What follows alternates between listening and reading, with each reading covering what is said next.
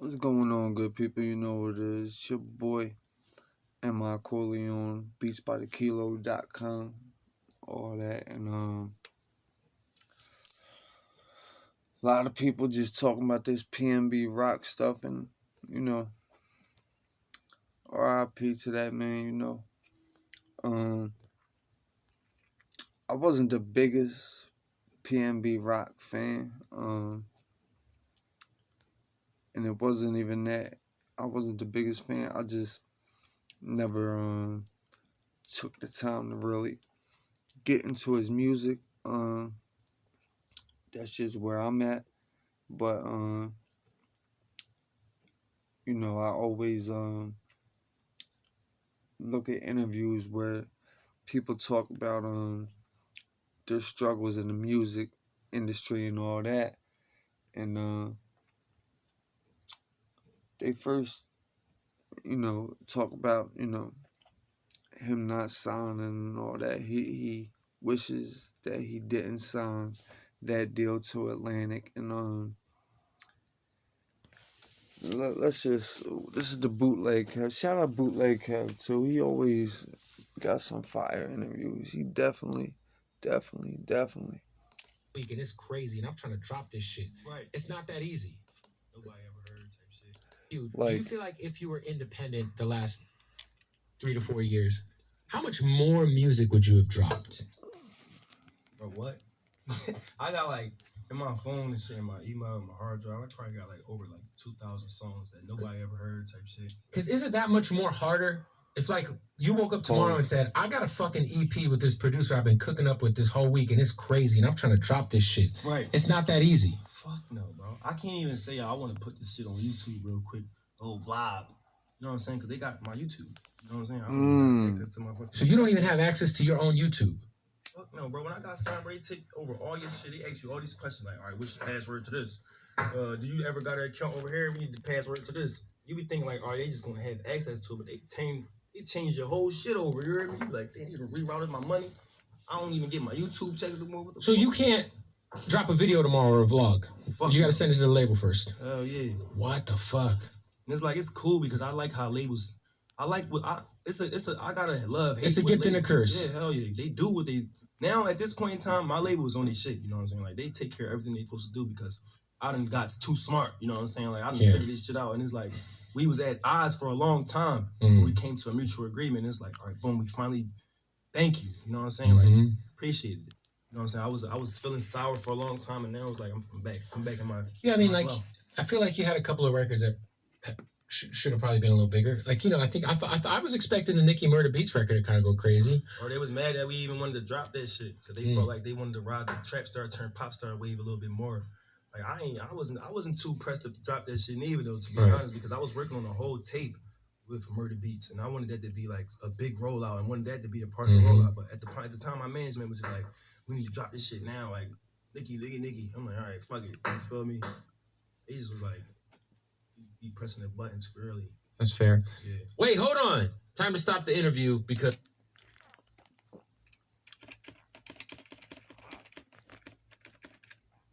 you're wild. You know what I'm saying? Like I got out of that shit though. I was gonna say like I feel like you've matured a lot in the last couple of years as far as maybe keeping yourself out of unnecessary situations that might bring unnecessary bullshit around. Do you feel the same way? Oh yeah. I got 2 daughters now, you know what I'm saying? And I ain't only that. Motherfucker just tired of that street shit, you know what I'm saying? Burnt out, bro. Like, that's just tiring, bro. Stressful. Yeah. Fuck yeah. Shit. You don't have to keep like looking over your shoulder every day. In Philly, that shit bad right now, bro. That shit super, super bad. Like we probably got like how many murders we have right now, Tyler, in Philly? 500. Over 500. In the over last 5 to 6 months, it's been mostly females getting killed by niggas. Like literally. What? Some weird shit. Shit is unbelievable. Also like domestic violence shit? A lot of it been the domestic violence. A lot of it been like bitches, like niggas just killing bitches. I don't know what the fuck it is. Like I seen some shit where somebody thought it was like, I don't want to be putting this shit out there, so I ain't even gonna say it. Fuck it. I'll talk about you. Right. That should be weird though, bro. Well, it's interesting too, cause like we just lost Dolph. And Dolph was, I had a great relationship with Dolph. He was a great guy. It is. We keep seeing artists losing their life in their hometown, right? That shit wicked. Happened to Nipsey, happened to X. I feel like it's almost necessary to kind of remove yourself out of your own environment for your own good, really for your own livelihood. You know what I'm saying? Shit. Got to. It be like, people love you the most in your city, but they hate you the most there too. Yeah, I was about to say that, like, you got some motherfucker that just really like, I remember that nigga when he was broke. Now he think he like, niggas, we just don't want to see you win for some reason. Some people got that crab in the barrel mentality, like, fuck you, I'm stuck, you gotta be stuck with me type shit, like on some. When you see like a situation with Dolph, you know, or Nip, does it help? Does it kind of change the way you move? Hell yeah. Before, the Nipsey shit was crazy. I think the first joint for me though was like from Pittsburgh or some shit.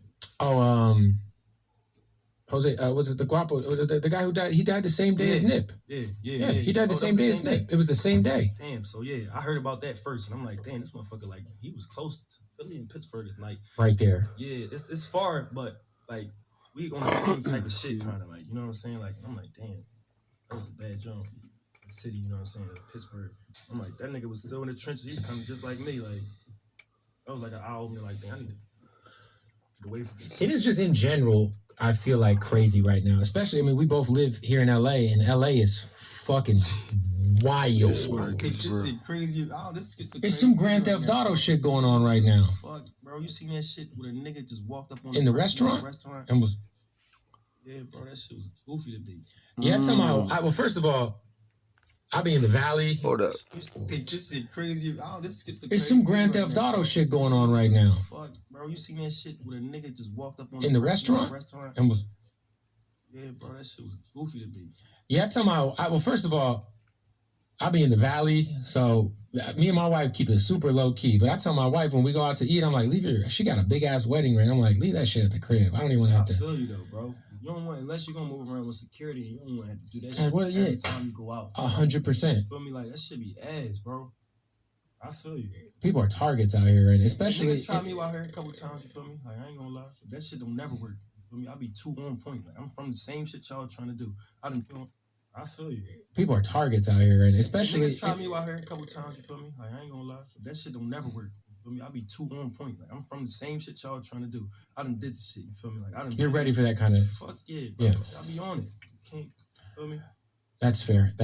I think like a lot. Yeah, point. Feel me? Like, that should be ass. On security, and you don't want to have to do that shit every time you go out. 100%. Feel me? Like, that should be ass, bro. I feel you. People are targets out here, right? Especially. Niggas try me out here a couple times. You feel me? Like, I ain't gonna lie, that shit don't never work. You feel me? I be too on point. Like, I'm from the same shit y'all trying to do. I done did the shit. You feel me? Like, You're ready for that kind of. Fuck yeah, bro. Yeah. I be on it. You feel me? That's fair.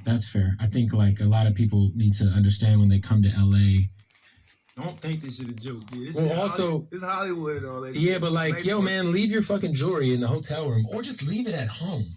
Like, there's no reason for you moving around with $100,000 worth of jewelry. If you gonna do that shit, bro, be safe. Be safe. Get some security. Yeah. It ain't like, I ain't gonna sit here and say security is like the end all be all. A nigga ain't gonna try you, but they'll think twice. They'll think twice about trying you. Yeah, hell yeah.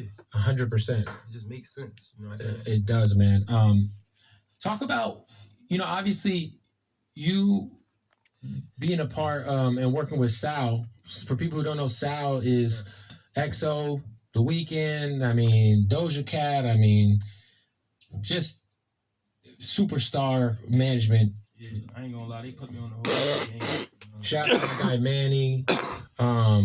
What is something that you've learned being so close to them? Because I do feel like there's something to be said that like right now, like Sal and Company represents two of the top like 3 or 4 biggest artists in the world. They manage a lot of people that do. They manage Ty Dolla $ign. We can go down the list, but I'm just thinking, bro, a whole bunch of motherfuckers like so many, right? Shout out to my brother Belly. Shout out to yourself. Shout out to it's BB Rexa. It's just so many.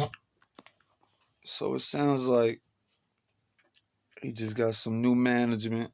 You gotta understand, PnB is signed to New Lane. And New Lane, I believe, I don't even believe. I just believe they're the administration company. I believe they might have distribution deal, but they might just have administration deal with them. And there's a difference between a distribution deal, administration deal, publishing deal, all that. Big differences. Actually, like Master P had a distribution deal.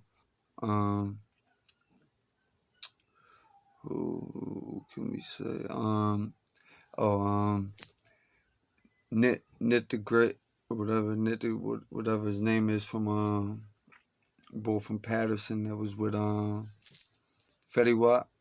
He had a administration deal with Atlantic Records. So Atlantic Records are really known for giving out administration deals. From what I see, they actually just got rid of hitmaker Young Berg, and he went over there to Empire, and he's doing his thing over there. And yeah, man. So that's how Atlantic Records were doing it. They were getting their own producers, and then I know Young Berg, boy, hitmaker, produced a lot of songs over the past 5 years for Atlantic Records, but over the last year, he produced a lot of songs for Empire and on his own. So shout out to him. But you gotta sit and wonder, like, about the whole Atlantic Records thing. Like, alright, Nipsey dies right before that album comes out. Best album he ever put out. I mean, come on. That joint's still getting sales to this day. But anyway, streams are off the chain. Anyway, Fetty Wap, selling Fetty Wap. No, I ain't trying to laugh at nobody's pain, but now he's about to do a bid. What's he doing, about 10? He just copped out. It's about 10 years. So, for selling fentanyl, how do you go diamond? That's 10 million albums sold. And within 5 years, you're back on the street selling fentanyl. That's 10 million albums sold. Over. That's just on one of the singles. Like, and he had platinums and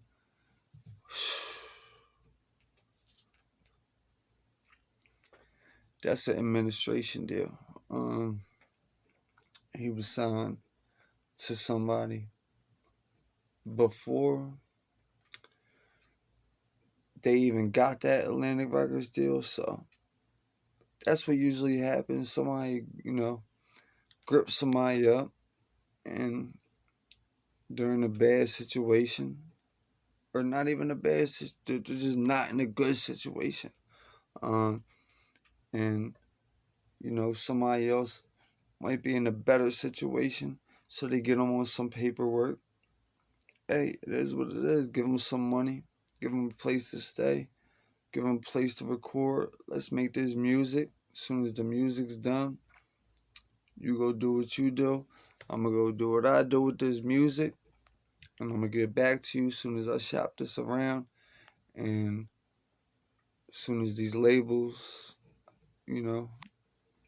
jump on, we be on board. In the meantime, have your phone on and be ready to shoot these videos. Have a whole business plan with your artist, of course.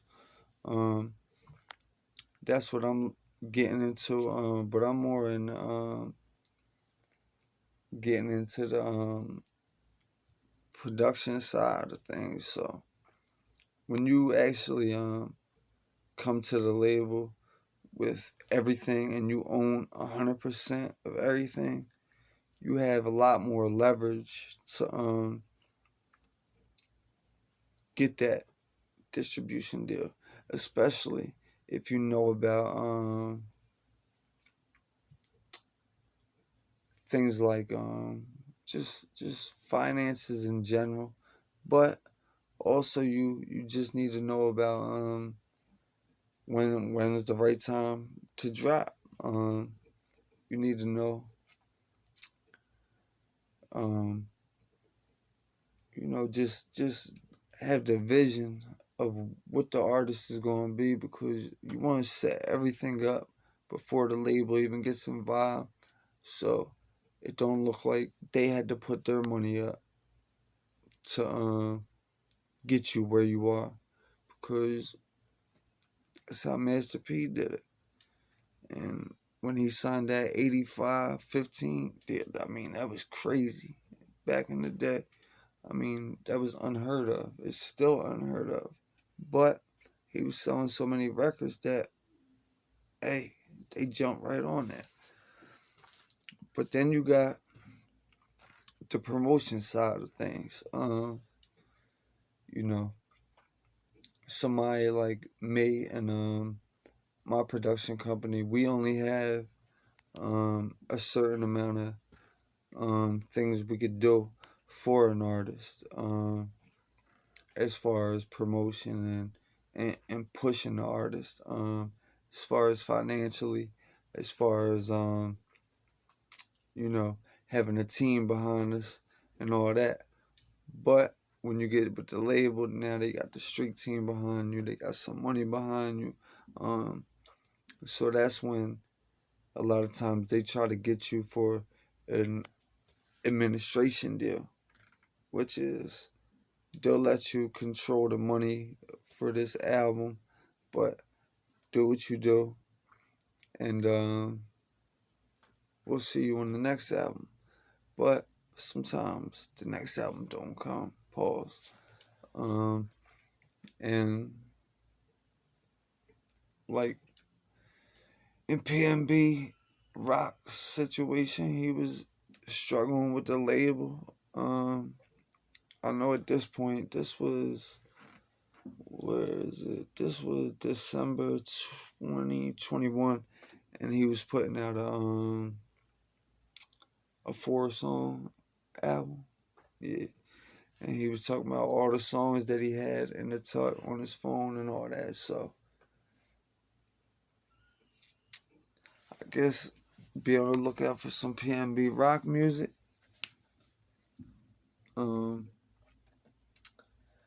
That's the way that looks, in my opinion.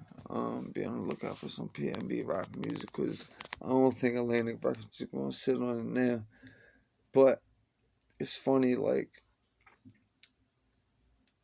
it wasn't all good just a week ago. It wasn't ready to put it out 2 weeks ago.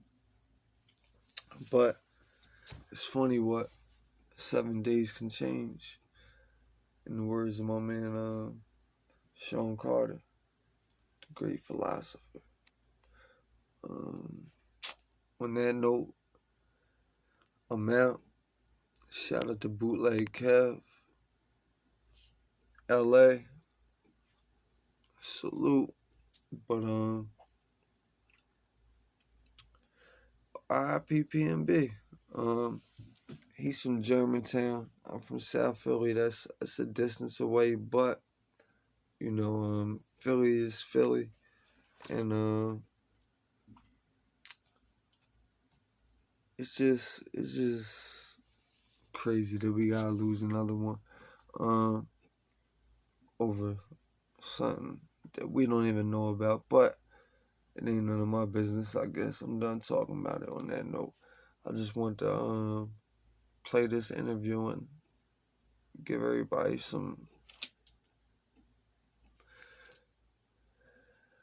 pretty much some light into how he was thinking before he passed.